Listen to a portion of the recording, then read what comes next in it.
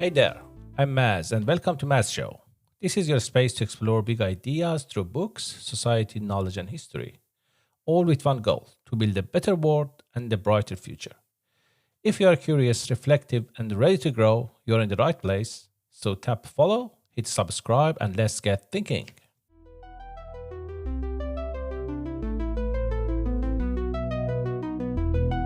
The Nazis feared her so much they called her the Limping Lady. She organized resistance networks, rescued downed pilots, and became the most wanted Allied spy in occupied France.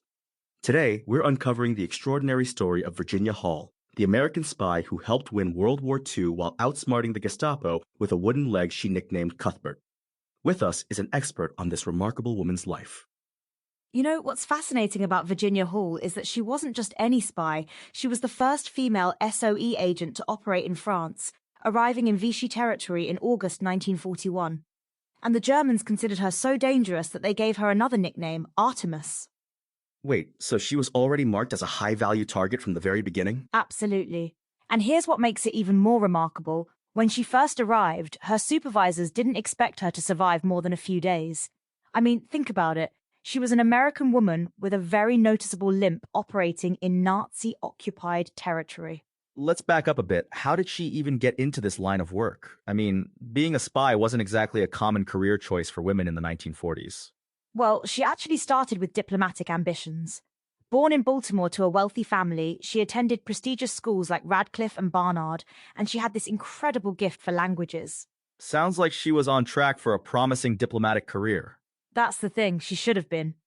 But in 1933, everything changed. She had a hunting accident in Turkey that resulted in the amputation of her left leg below the knee. Oh wow, that must have been devastating. You'd think so, but Virginia? She was fitted with a wooden prosthetic and went right back to work at the consulate in Venice.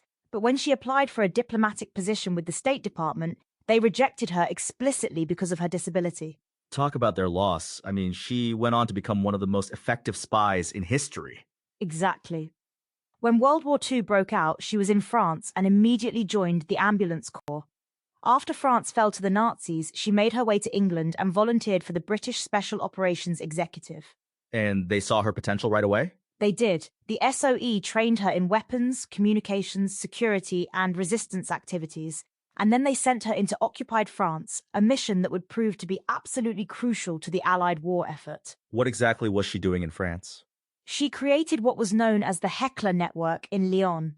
Over 15 months, she became an expert at support operations, organizing resistance movements, supplying agents with money and weapons, helping downed airmen escape.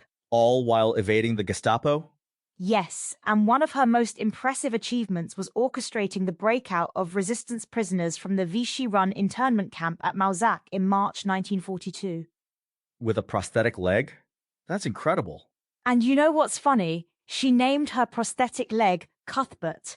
It became almost like a character in her story. There are even reports of her sending messages to London about Cuthbert giving her trouble when she needed help. That's actually pretty clever, using her disability as part of her code. She had to be clever.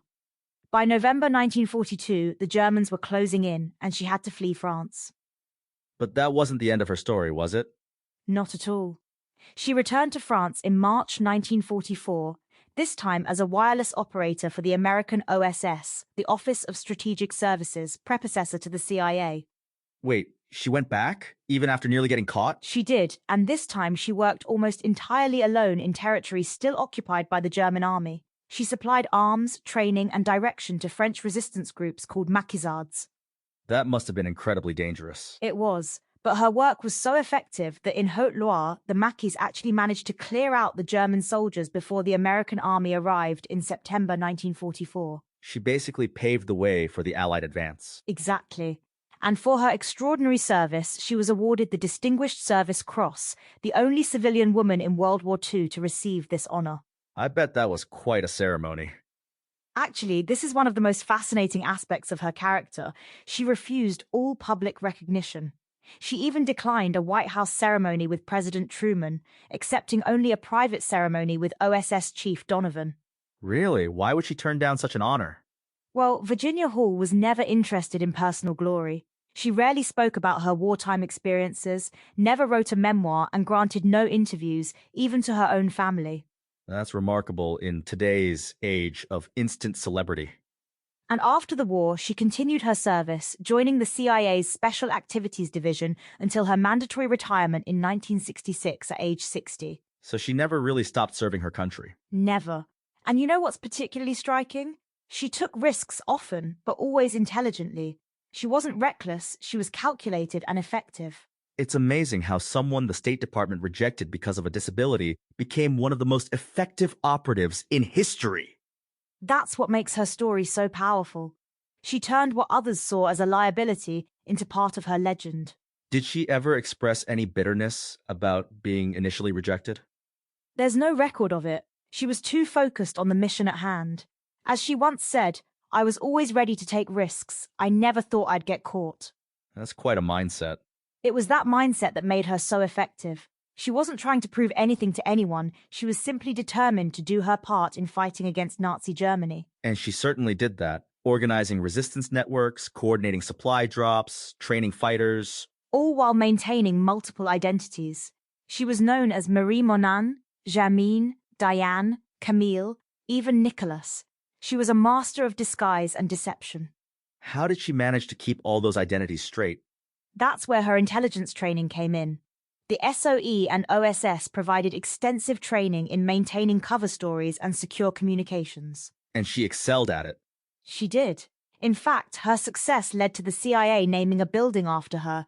Quite an honor for someone who shunned the spotlight. It's interesting how her legacy lives on, even though she tried to stay out of the limelight. And now, thanks to Sonia Purnell's book, her story is reaching an even wider audience. The book has been translated into more than 20 languages. Is there a film adaptation in the works?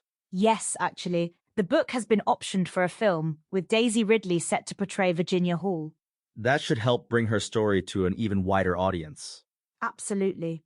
And it's important that these stories are told, especially of women who served their country with such distinction but received little recognition in their time. What do you think Virginia Hall would make of all this attention now? Based on what we know of her character, she'd probably be uncomfortable with it. She believed in doing the work, not talking about it. A true unsung hero. Exactly. And perhaps that's the most powerful part of her legacy. She showed that true heroism isn't about recognition or glory, it's about dedication to a cause greater than yourself. And she certainly embodied that. She did. You know, there's a quote from her citation for the Distinguished Service Cross that really sums it up. Miss Hall displayed rare courage, perseverance, and ingenuity. Those words seem almost inadequate for what she accomplished. They do. But then again, Virginia Hall never needed flowery praise. She let her actions speak for themselves. And those actions helped change the course of World War II. They absolutely did. The resistance network she built, the intelligence she gathered, the operations she coordinated, all of it contributed to the Allied victory. It's amazing to think how different things might have been without her contribution. And that's why her story needs to be told. She showed that one person, regardless of gender or disability, can make an extraordinary difference. Virginia Hall may have been called a woman of no importance by her enemies, but history proves just how wrong they were. And perhaps that's the greatest irony. The woman they dismissed became the spy they feared most.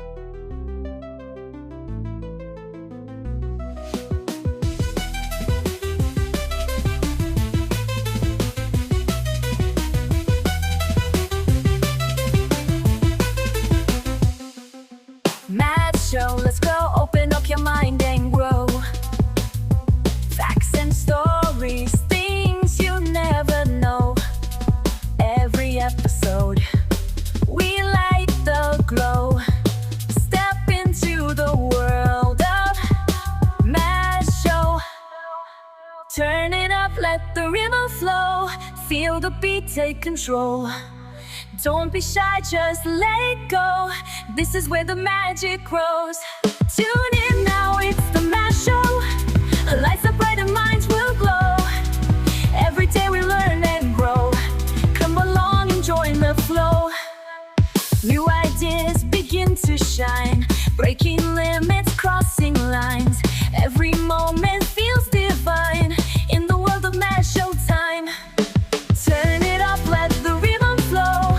Feel the beat, take